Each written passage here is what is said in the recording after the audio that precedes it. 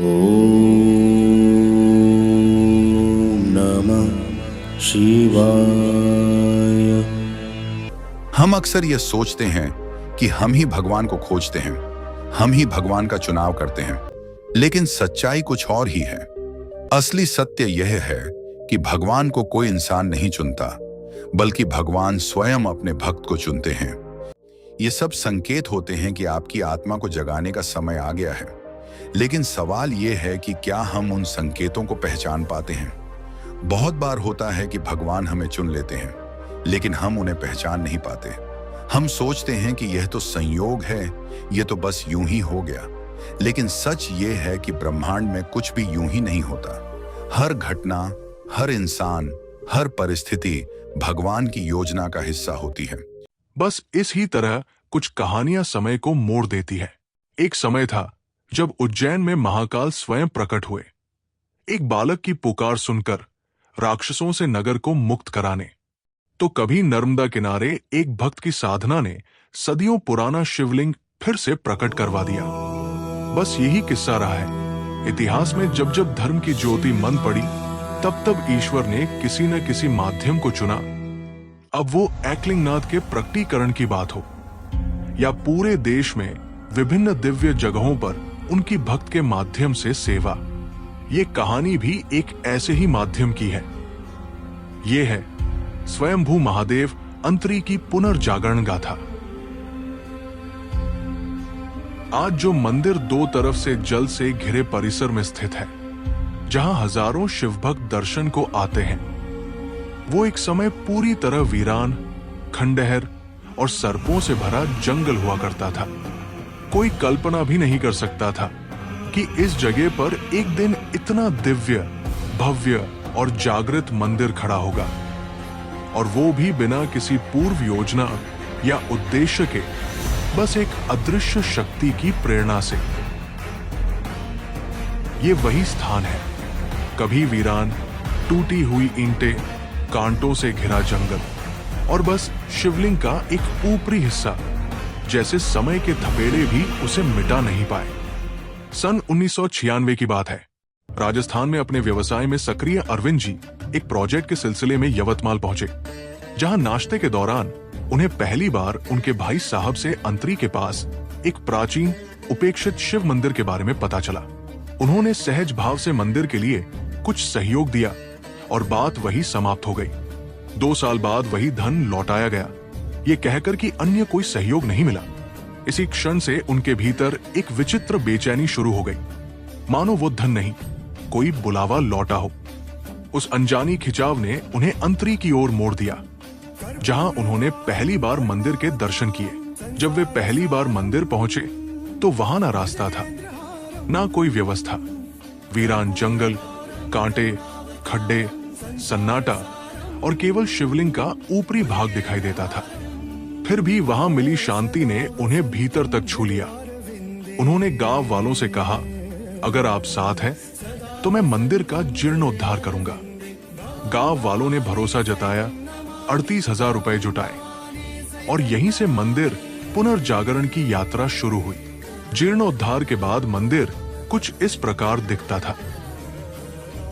जीर्णोद्धार के बाद भी मंदिर के चारों ओर की परिस्थितियां ऐसी नहीं थी कि कोई वहां टिक सके।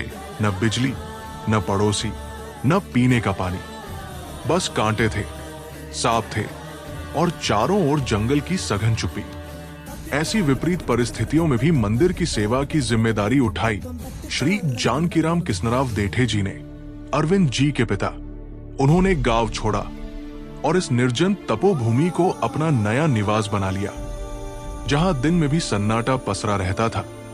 वहां किसी ने दीप जलाकर भक्ति की लौ प्रज्वलित रखी। वहीं दूसरी तरफ उस समय अरविंद जी का आध्यात्म से कोई गहरा जुड़ाव नहीं था, लेकिन भिलवाड़ा और मंदसौर के शिव मंदिरों में हुई अनुभूतियों ने उनके भीतर एक आध्यात्मिक हलचल जगा दी, मानो अंतरी के कार्य के लिए उन्हें भीतर से तैयार किया जा रहा हो। एक दिन मंदिर में एक नागा साधु आए। दर्शन करने के बाद उन्होंने सिर्फ इतना कहा, क्या है, ये तो शव है, और बिना कुछ कहे चले गए। ये बात अरविंद जी को अंदर तक हिला गई। समझ की तलाश में वे पहुंचे पंचगव्हाण रहवासी श्रीधर स्वामी महाराज के पास, एक प्रतिष्ठित संत। स्वामी जी ने रहस्य खोला। जब शिव के नीचे पार्वती नहीं होती तब वो शव होते हैं, यानी शिवलिंग का आधार योनिपीठ आवश्यक है। ये सुनकर शिवलिंग के नीचे का आधार तैयार कराया गया। लेकिन मूर्ति स्थापना के दिन की सुबह अरविंद जी को एक स्वप्न आया। स्वप्न में लोग मंदिर में सीढ़ियां उतरकर शिवलिंग के दर्शन कर रहे हैं, जैसे वो जमीन से नीचे हो, जबकि वास्तव में उस समय शिवलिंग तो सतह पर ही था। जब उन्होंने कार्यकर्ताओं से बात की, पता चला खुदाई के दौरान शिवलिंग का आधार पहले से जमीन में मौजूद मिला। कोई मूर्ति लगाने की जरूरत ही नहीं पड़ी। अरविंद जी ने जब श्रीधर स्वामी जी को फोटो दिखाया तो उन्होंने कहा, यह शिवलिंग स्वयंभू है, इसे जैसे है वैसा ही रहने दो। तभी से मंदिर को स्वयंभू महादेव कहा जाने लगा। जो स्वप्न देखा गया था वो दिशा बन गया। उस समय जो रास्ता अस्तित्व में भी नहीं था, उसकी जमीनें एक एक कर खरीदी गई और मंदिर को मेन रोड से जोड़ दिया गया। इस बीच एक और बड़ी चुनौती आई। सरकार ने पास ही में एक डैम बनाने का निर्णय लिया, जिसके कारण पानी मंदिर से 9 फीट ऊपर तक आने वाला था। ये सुनते ही उन्होंने तत्क्षण निर्णय लिया, पुराने मंदिर को तोड़कर नए ऊंचे मंदिर का निर्माण करना होगा। आज का मंदिर जो आप देखते हैं, यहां तक कि मंदिर का आंतरिक ढांचा भी स्वप्न के अनुसार नीचे उतरकर दर्शन और फिर ऊपर आने वाला बना। स्वप्न प्रेरित और शिव की इच्छा से निर्मित है। वो एक साधारण साधक है, मामूली से सेवक, बस एक माध्यम। उनका कहना है, जो कुछ हुआ भगवान ने करवाया, मैं तो सिर्फ वहां था जहां मुझे होना था। ये केवल एक मंदिर के पुनर्निर्माण की नहीं, बल्कि एक ईश्वरीय योजना के धीरे धीरे प्रकट होने की यात्रा है।